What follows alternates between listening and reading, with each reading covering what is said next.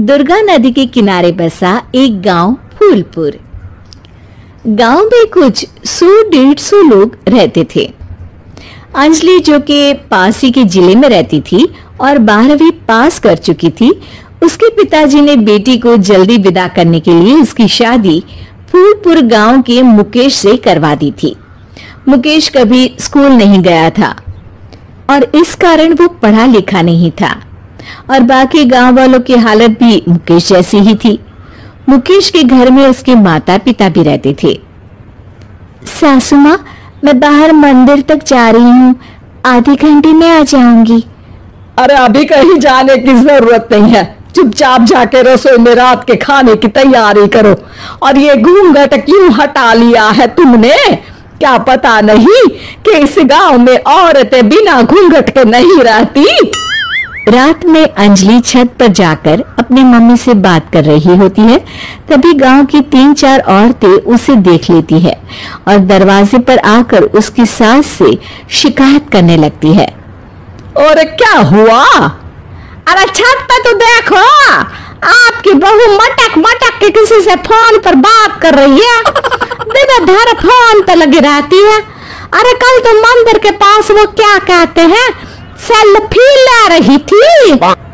शहर की बहू रखना अच्छा शान की बात है, पर देखना इसके लक्षण से ये तो तुम्हारे परिवार को बदनाम ना कर दे। ये पहली बार नहीं था जब सास से गांव के लोगों ने अंजलि की बुराई या शिकायत नहीं की हो। अब तो ये रोज की बात थी। अंजलि ये सब सुन लेती है। जब वो नीचे जाती है तो मुकेश भी वहां आ जाता है। सास कहती है, बेटा, लोग घर आकर शिकायत करने लगे हैं बहू के कामों की। देख लो, पति हो, संयम से रखो इसे। माँ जी, मैं तो अपनी माँ से बात कर रही थी, क्योंकि यहाँ कोई बात करने लायक ही नहीं है और अब मैं माँ के पास ही रहूंगी। वहाँ क्या रहना, वहाँ बाहर के लोग तो ठीक है, पर घर के लोग भी इज्जत ना दे सके। अरे नहीं नहीं अंजलि, ऐसा नहीं है, धीरे धीरे सब ठीक हो जाएगा, तुम फिक्र ना करो। अरे बस कुछ बोलना ही नहीं है, सर पे चढ़ा रखा है बहू को। सास मुकेश की नरम बात सुन के वहां से मुंह चढ़ाकर चली जाती है। मैं तो कहती हूँ हम दोनों शहर चले जाते हैं। मैं पढ़ी लिखी हूँ, मुझे वहाँ नौकरी भी मिल जाएगी और थोड़े दिनों में आप भी वहाँ कुछ काम ढूंढ लेना। अरे नहीं नहीं अंजलि, हम यहाँ ना गांव का खेत, माँ पिताजी को छोड़कर शहर नहीं जा सकते। माँ पिताजी को कैसा लगेगा और गांव वाले क्या सोचेंगे? ये कहकर मुकेश सोने चला जाता है और अंजलि की गांव वालों द्वारा बुराई का सिलसिला बहुत दिनों तक चलता ही रहता है। लेकिन अंजलि गुस्सा ना दिखाते हुए समझदारी से काम लेती है। बारिश का मौसम चालू हो जाता है। जोरदार बारिश से पूरे गांव में हाहाकार मच जाता है। दुर्गा नदी में बाढ़ आ जाती है और बाढ़ का पानी पूरे गांव की फसल तबाह कर देता है। फसल की ये हालत देखकर गांव वाले निराश हो जाते हैं और बात तो यहाँ तक पहुँच जाती है कि कुछ लोग तो अंजलि को इस सब का दोषी ठहरा देते हैं। अरे पूरी फसल तबाह हो गई, पता नहीं किसकी नजर लग गई है। अरे जब से चौधरी परिवार में ये शहर की बहू आई है ना, तब से ही गांव की शांति चली गई है। इसके कर्म कांड से माँ दुर्गा नदी भी खुश नहीं है। ये सब सुनकर बेचारी अंजलि रोते हुए अपने घर चली जाती है।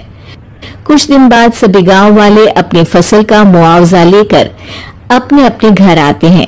मुकेश भी 1500 लेकर आता है।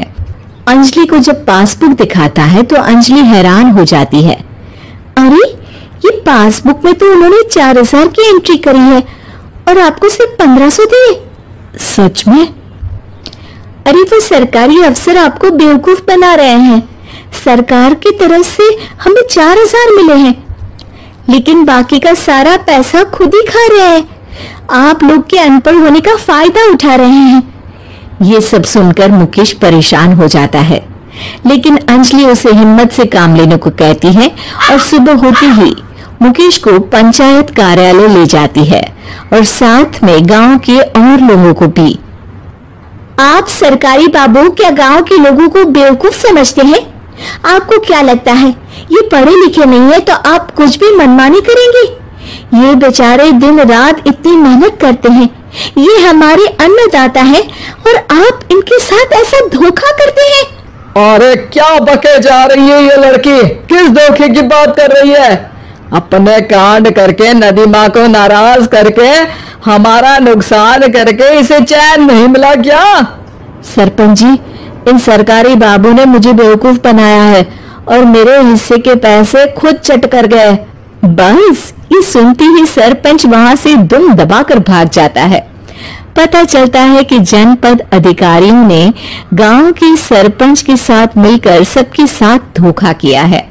सब लोगों का विरोध शुरू हो जाता है और आखिर में अधिकारी सब गांव वालों के हिस्सों के बचे हुए पैसे उन्हें लौटा देते हैं और कई दिन तक सरपंच गांव में लौटता ही नहीं। अंजलि, तुम नहीं होती तो हम गांव वालों को तो पता ही नहीं चलता कि ये हमें हर बार बेवकूफ बनाते हैं। हाँ हाँ अंजलि बेटी, हमें माफ कर दो। हम सब तुम्हें बुरा भला कहते रहे, लेकिन तुमने ही आज हमें बेवकूफ बनाने से बचाया है। हमें तुम पर गर्व है बेटी। अब समझ आया कि सरपंच तुमसे नहीं, तुम्हारे पढ़े लिखे होने से नफरत करता था। क्यों ना इस बार हम अंजलि को ही सरपंच पद के लिए चुन ले? क्या कहते हो गांव वालों? पढ़ी लिखी सरपंच। बस पूरा गांव अंजलि के लिए ताली बजाता है और अंजलि की सास उसे खुशी से गले लगा लेती है।